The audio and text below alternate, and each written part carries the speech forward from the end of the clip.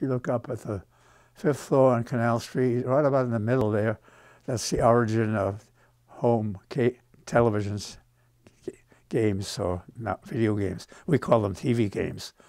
I don't know who coined the term video games. That was much later, and someone else did. It probably had Atari. I told nobody at first. I simply had a room set aside, and Bill Harrison, my technician, moved in there. My partner Bill and I, we're going to play ping pong for you in a minute, but before we do, I'd like to show you the controls that we use. It's just a little room, maybe 6 by 12 foot, something like this. There was a bench along one side. We had a 19-inch television set on top of that bench, color television on top of that bench, some test equipment, power supplies. The technician had a cabinet with his files and a chair. And at the other end of the room, near the entrance, was a desk where Bill Rush, when he came on board, used to sit. When he came in at 10 o'clock in the morning or 11, and after he finished talking to his broker for an hour, and then he would come up with really creative ideas. So even an hour of his time was worth having. He basically came up with the idea of the third spot, which interacted with 2 spots, which became the ball in ball games, handball, ping pong, volleyball. So it was very important.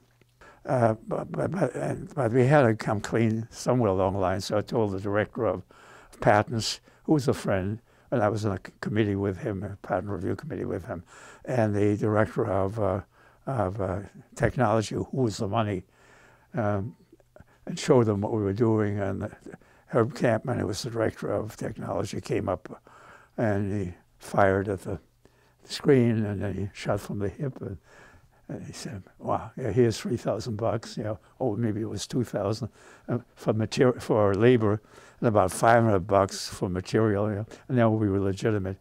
But we had to show up in front of the president of the company sooner or later, which we did about March or April of '67, and it happened to have be the day when the whole board was there. So I knew I couldn't screw it up. So quick like a bunny, I recorded on audio tape the instructions for all 7 games, and made a little box inside of my game box that converted the audio into a 4.5 megahertz FM signal, which came out together with a video signal out of the television set.